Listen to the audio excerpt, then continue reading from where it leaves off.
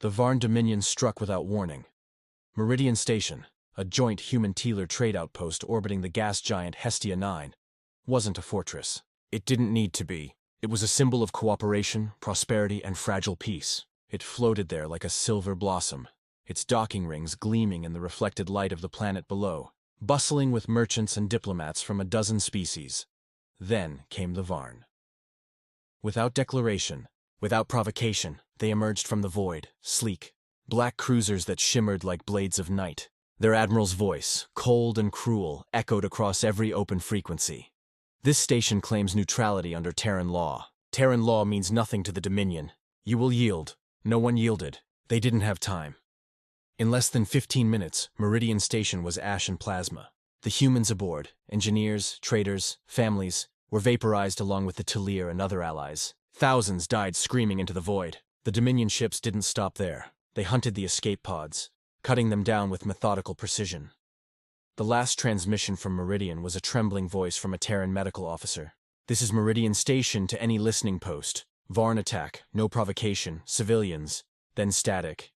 When the wreckage cooled, the Varn transmitted a single message to the Terran Colonial Authority. "Humanity's reach exceeds its grasp. Remember your place." 2. The celebration of arrogance to the Varn. It was a victory. One that cemented their dominance across the Outer Rim.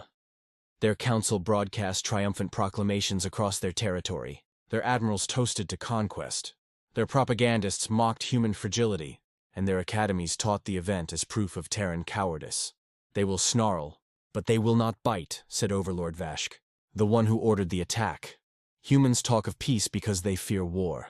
They replayed footage of Meridian's destruction as a lesson to their young. They studied human communication logs and mocked the Terran diplomats' pleas for reason. The Dominion's networks filled with laughter and derision. They believed humanity's silence was submission. Weeks passed. No fleet arrived. No retaliation came. Earth issued only a brief clinical statement. "An investigation into the Meridian incident is ongoing." And then nothing. The Varn mistook the quiet for fear. They did not understand what silence meant to humanity. 3. The silence before the storm, in the darkness between stars. Silence is never empty. The humans had vanished from the usual trade channels. No more civilian ships passed through Varn space. Terran embassies shuttered overnight. Terran frequencies went dark. No chatter, no diplomacy, no response. In the halls of the Dominion Council, a faint unease began to creep in. "Have they surrendered?" one warlord mused. "No," replied another. "They are waiting." Across the galaxy, others watched uneasily. The Telir were quiet, mourning their dead. The Carthan Confederacy withdrew their fleets from the borders. Even the normally indifferent Oran traders halted shipments to Varn space. The galaxy knew the stories. They remembered Mars Prime, Carthage 9, the siege of Europa. Humanity's rage was not loud. It was surgical, methodical, and absolute. And yet the Varn still told themselves the lie. Humanity is civilized now. They will not risk war. They didn't realize that humanity's civilization was war. Refined, perfected, and caged behind the bars of diplomacy. When the cage door opened, the galaxy would remember what the species of Earth truly was. 4. The silence breaks. It began with whispers in the deep space channels. A Varn patrol fleet vanished along the edge of the Orion Spur. Then another. Their last logs showed only distorted bursts of light and incomprehensible noise. Something vast, unseen, blotting out their sensors before communications went dead. Varn Command assumed it was piracy or equipment failure, until every listening post along the rim began reporting the same thing. A distant, rhythmic signal echoing across subspace like a heartbeat. Thump, thump, thump. It wasn't random. It was timed, deliberate. It carried one unmistakable identifier: Terran Unified Command.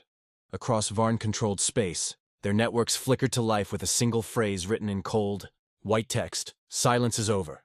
Moments later, their long-range sensors screamed. Massive gravitational distortions tore open across the edge of their territory. Dozens, no, hundreds of human warships emerged from fold space. Their hulls obsidian against the stars, their insignia glowing like fresh scars. The Terran Ninth Fleet, the Retribution Line, commanded by Admiral Kira Voss, survivor of Meridian Station's founding crew. Her voice transmitted across every open channel in Varn space.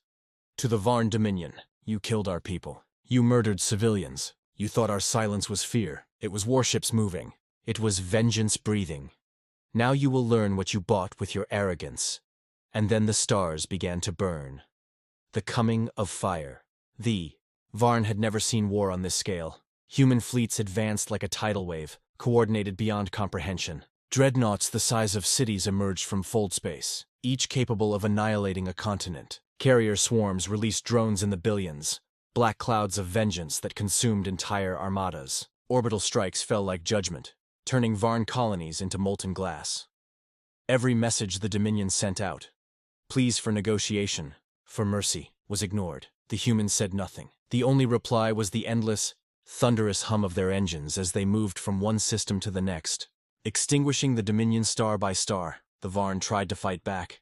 Their fleets were fast, agile, ruthless. But humanity was relentless. Their tactics were adaptive, their AI-guided artillery predictive beyond the Varn's capacity to counter. Where the Varn fired 1,000 shots, humanity needed one. "They don't fight like us," one Varn commander cried before his fleet disintegrated under a human railstorm. "They fight like a machine with a soul." Admiral Voss didn't issue speeches. She issued coordinates, targets, orders, and behind her calm precision lay the fury of 10 billion dead voices demanding justice. See.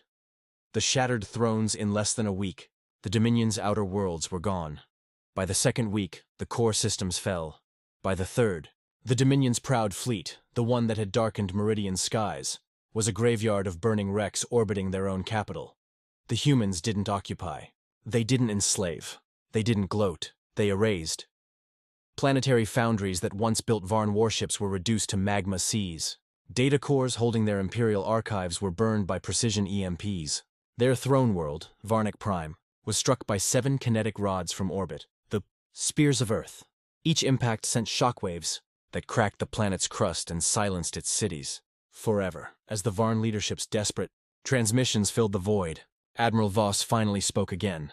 "This is the cost of your lesson. Meridian will not be rebuilt. Neither will you." The last Varn broadcast recorded her fleet withdrawing in perfect silence. No celebration, no triumph, only the cold efficiency of a species that had delivered what was owed. The stars over Varnek flickered out as the final Terran dreadnought folded away, leaving behind only dust, ruins, and the echo of engines fading into infinity. The echo of vengeance weeks later. The galactic networks were still reeling. No one had seen humanity for centuries act with such calculated fury. They hadn't conquered, just destroyed what had wronged them, then vanished back into the dark.